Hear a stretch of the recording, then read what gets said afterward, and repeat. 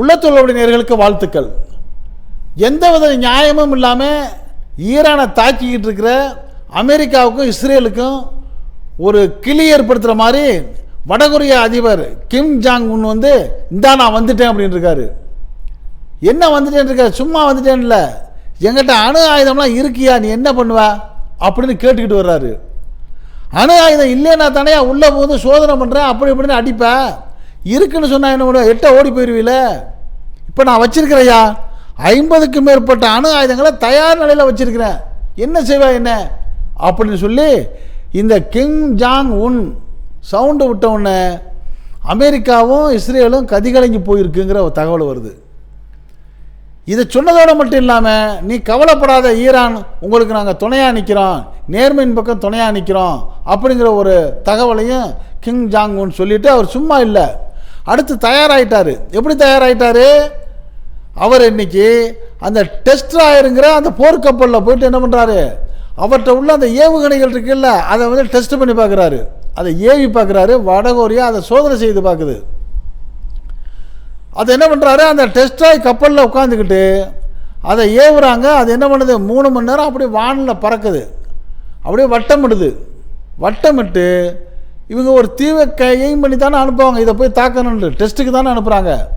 கரெக்டாக அவங்க எதை தாக்கணும்னு சொன்னாங்களோ அதை புள்ளி வச்ச மாதிரி போய் அடிக்குது. இதை பார்த்த உடனே கிம் ஜாங் உன்னுக்கு ஒரு பெரிய மகிழ்ச்சி.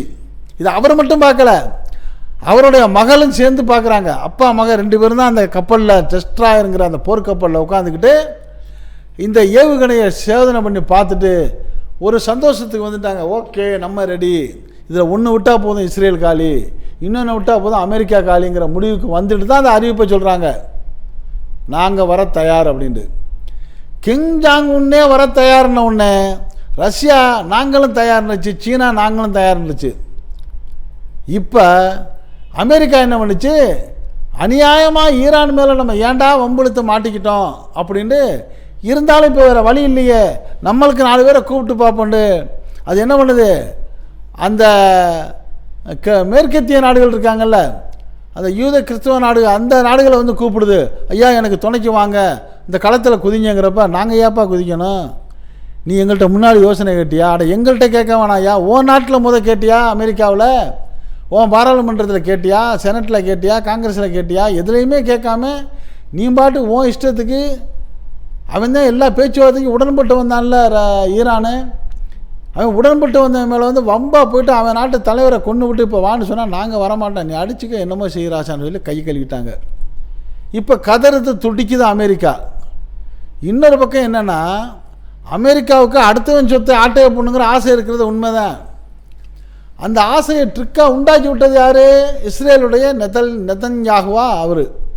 அவர் வந்து பயங்கரமான கிரிமினல் ஆள். அவர் என்ன பண்ணிட்டாரு, இப்போ நம்ம பக்கத்தில் இருக்க அந்த ஈரானை பிடிக்கணும், அந்த ஈரானில் உள்ள எண்ணெய் வளங்களை நம்ம உறிஞ்சிக்கிட்டு இந்த இஸ்ரேலை வந்து ஒரு அகண்ட இஸ்ரேல் ஆக்கணுமா, நாடு இல்லாமல் நாதி இல்லாமல் நீ வந்த பிச்சைக்கார மாதிரி வந்த பாலஸ்தீனத்துக்குள்ளே, ஐயா கொஞ்சம் உட்காந்துக்கிற இடம் கொடுன்னு கேட்டவொன்னே அவன் பாலஸ்தீனம் அவனுக்கு இறக்கப்பட்டு இடத்த கொடுத்தான். அவன் கொடுத்த இடத்த பிடிச்சி உட்காந்துக்கிட்டு முதல் டென்ட்டு போட்டால் அப்புறம் ஸ்ட்ராங்காக பில்டிங் கட்டிட்டு இடம் கொடுத்தவனே அடித்து துரத்தி போட்டு இஸ்ரேல்னு ஒரு பேரை வச்சுக்கிட்டு உட்காந்துருக்கிற.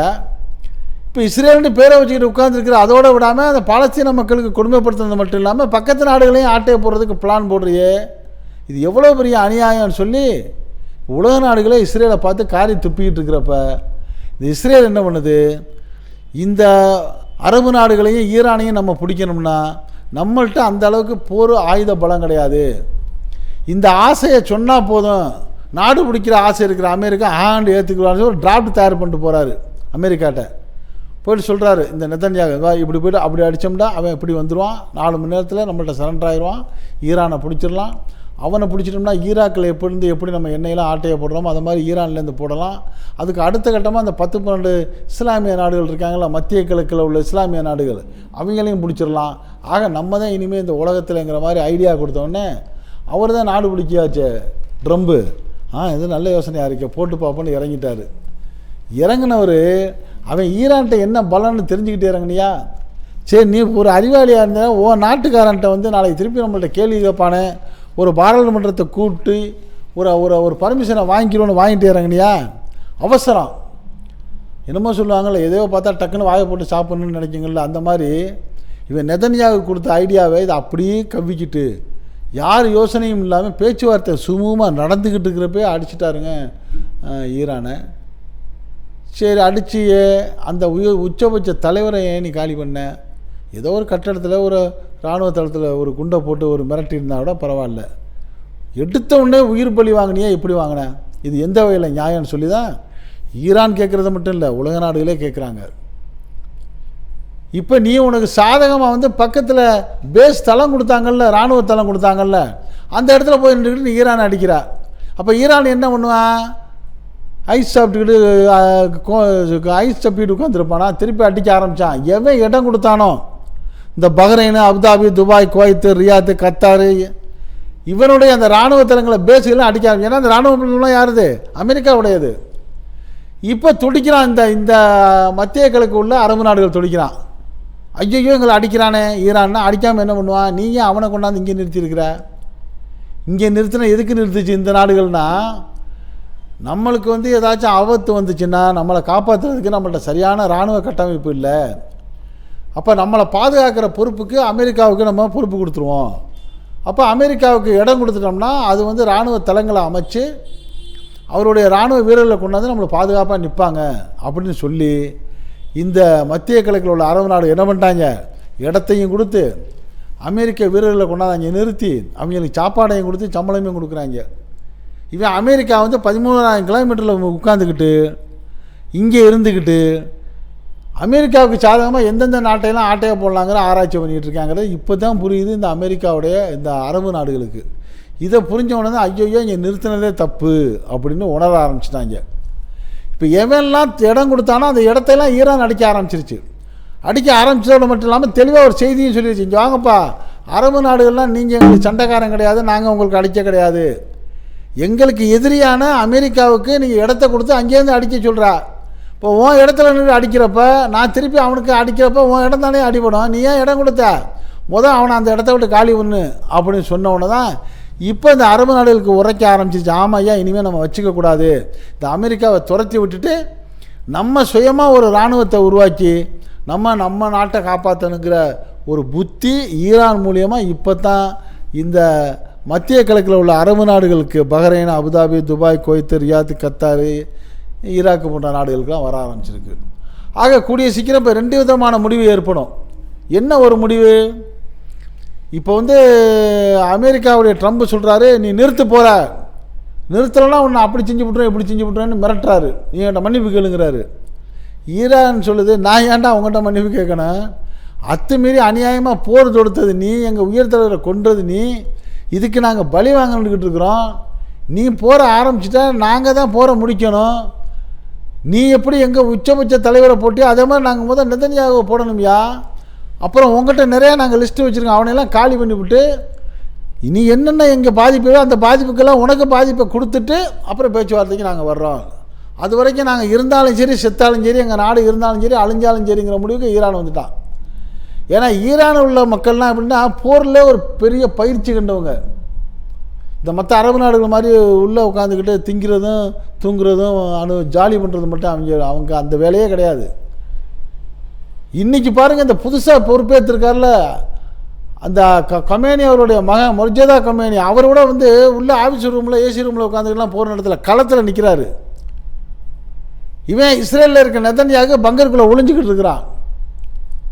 இப்போ என்ன சொல்லுது? இப்போ ரஷ்யா என்ன சொல்லுது? நீ கவலைப்படாத, நெதன்யாகவே நாங்கள் செகண்ட் டு செகண்ட் வாட்ச் பண்ணிகிட்டே இருக்கிறோம், எப்போவாச்சும் இந்த பங்கரை விட்டு வெளியே தலையை காட்டினா டங்குன்னு அவன் தலையில் ஒன்றை போட்டுருவோன்னு முடிவோடு இருக்காங்க. நெதன்யாகு அண்ணனை நேற்று போட்டு தள்ளிட்டாங்க.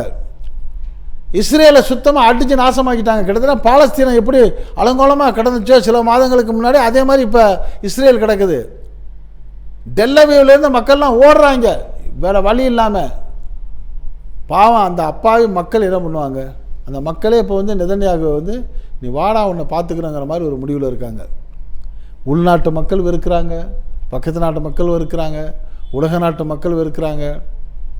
இந்த யூத புத்தி, நீ எப்படியாவது அடுத்தவனை சொத்தை ஆட்டைய போடணும்னு நினைக்கிறதோடைய விளைவு உனக்கு நாசத்தை உருவாக்குங்கிறத இந்த கிம் ஜாங் உன் போன்றவங்க ஆதரவு கொடுக்குறதுலேருந்தே தெரிய வருது. ஏன்னா கிம் ஜாங் உன்லாம் போரில் ரொம்ப டேஸ்ட்டு உள்ள ஆள். ஏதாச்சும் ஒன்று அவருக்கு அடிக்கிறது தான் அவருக்கு பிடிக்கும். அப்படிப்பட்ட அவரே என்ன சொல்கிறாரு, நீ ஈரான் மேலே கை வச்சது தப்பு, உன்னை நான் என்ன வழி பண்ணுறேங்கிறாரு.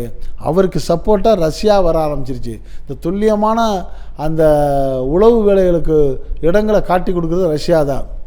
சீனாவும் சப்போர்ட் பண்ண ஆரம்பிச்சிருச்சு. சீனாவும் சில பெரிய ஆயுதங்களெல்லாம் கொடுக்க ஆரம்பிச்சிருக்கு. காரணம் வந்து சீனா எண்ணெய் கொள்முதல் பண்ணுறது வந்து ஈரானில் தான். ஈரான் எண்ணெய் கொடுக்கலன்னா சீனாவிட்ட ஒன்றும் இல்லாமல் போயிடும். அப்போ ஈரான்கிட்டேருந்து எண்ணெய்களை வாங்கிட்டு அதுக்கு பகரமாக ஆயுதங்களை அள்ளி விட்டுருக்கு. அதனால தான் இப்போ குடோனில் கிட்டத்தட்ட 1 வருஷத்துக்கு தேவையான ஆயுதங்களை வந்து ஈரான் ஸ்டாக் வச்சுருக்குன்னு சொல்கிறாங்க. அதில் இன்னும் சில ஐடியாக்களே ஈரான் இந்த சீனா கொடுக்குது. ஏன்னா சீனா வந்து இந்த பொம்மை செய்கிறதுல ரொம்ப கெட்டிக்கார ஊர். அது என்ன பண்ணியிருக்கு, பலூனில் வந்து டேங்கர் மாதிரி செஞ்சுருக்கு, பீரங்கி டேங்கர் மாதிரி. அது வந்து வெறும் $50. அதில் ஒரு 1000-2000 செஞ்சு அனுப்பிச்சிருச்சு ஈரானுக்கு. ஈரான் வந்து அதில் காற்று அடிச்சுட்டு பாலைவனத்தில் நிறுத்துது. அப்போ வானத்துலேருந்து பார்க்குறப்ப அந்த பீரங்கி நிற்கிற மாதிரியே இருக்கும். ஆனால் அது ரப்பரு பலூனுங்கிறது இவங்களுக்கு தான் தெரியும். அமெரிக்கா இராணுவத்துக்கு வந்து கீழே வாரியாக ஒரு 10 பீரங்கி நிற்கிது, 15 பீரங்கி நிற்கிதுன்னு என்ன பண்ணுவான், அங்கேருந்து ஒரு 10-15 ஏவுகணையில் போடுவான், டொமார்னு வந்து தாக்கும் இதை. ஆனால் அழிகிறது என்ன, $50 பலூனு, அழித்தது வந்து பல லட்சம் மதிப்புள்ள ஏவுகணைகள். அப்போ அவனுக்கு நாசமாகுதா? அது மட்டும் இல்லாமல் பெயிண்ட்டு, ஒரு $5 பெயிண்ட் எடுத்து தரையில் வந்து விமானம் நிற்கிற மாதிரியும் இராணுவ தளங்கள் நிற்கிற மாதிரியும் ஏவுகணை நிற்கிற மாதிரி படத்தை வரைகிறான் ஈரான். அவன் மேலேருந்து பார்க்குறப்ப அது உண்மையாகவே நிற்கிற மாதிரி தெரிஞ்சு அதில் அவன் குண்டை போடுறான். இவனுக்கு $5 பெயிண்ட் செலவு, அவனுக்கு வந்து கோடிக்கணக்கான ரூபா ஏவுகணைகள் செலவுங்கிற மாதிரி அவனுடைய ஏவுகணை பலத்தை குறைச்சிட்டு பலமிழுக்க வச்சுட்டு உள்ளே இருக்கிற அந்த ஈரானில் வந்து பாதாள குழியில் இருக்கிற அந்த கொள்முதல் கிட்டங்கிலேருந்து உள்ள நவீனமான ஆயுதங்களை இனிமேல் தான் எடுக்க போகிறோன்னு ஈரான் ஒரு பக்கம் சொல்லுது. கிம் ஜாங் உன் வந்து உனக்கு ஒத்தாசையாக நான் வர்றேங்கிறாரு. ரஷ்யா வந்து நீ கவலைப்படாதங்குது. சீனா வந்து ஒத்துழைப்பு செஞ்சு போட்டு தாக்குறேங்குது. உலக நாடுகளே இன்றைக்கி மனதளவில் வந்து ஈரானுக்கு சப்போர்ட் பண்ணுறாங்க. இந்த போர் நிச்சயமாக முடிவடையணும், அமைதியாகணுங்கிறது தான் எல்லாருடைய விருப்பமாக இருக்குது. நாமும் இந்த சேனல், இந்த உள்ளத்தில் உள்ளபடி சேனல் நேயர்களும் நீங்கள் இந்த போர் மிக விரைவில் முடிஞ்சிடணும், அமைதி வரணும், அந்த ஈரானில் உள்ள மக்களாக இருக்கட்டும், அமெரிக்கா மக்களாக, இஸ்ரேல் மக்கள், எல்லா மக்களுமே வந்து அமைதிக்கு போகணும். இனி உலகத்தில் இது மாதிரி ஒரு போர்கள் வரவே கூடாதுங்கிற பிரார்த்தனையை வைங்க. அமைதியாக உலகம் இருக்கணுங்கிற பிரார்த்தனையை வைங்க. இதே போன்ற உலகத்தில் 4 பக்கம் நடக்கக்கூடிய செய்திகளை எந்த விதமான இடைச்செறலும் இல்லாமல் அப்படியே கொண்டு வந்து உங்கள் வீட்டுக்குள்ளே 4 சுவர்களுக்கு கொடுக்கக்கூடிய நம்ம இந்த உள்ளத்தில் உள்ளபடி சேனலுக்கு இதுவரை சப்ஸ்கிரைப் பண்ணாதவங்க சப்ஸ்கிரைப் பண்ணுங்கள். மறக்காமல் பக்கத்தில் இருக்க பெல் ஐக்கானை கிளிக் பண்ணுங்கள். அப்போ தான் நம்ம போடக்கூடிய ஒவ்வொரு வீடியோவும் உங்கள் நோட்டிஃபிகேஷன் காட்டும். நீங்கள் விரும்பியதை பார்க்கலாம். என்றும் இணைந்திருப்போம். உங்கள் நண்பன் அஷ்ரஃப் அலி. நன்றி, வாழ்த்துக்கள்.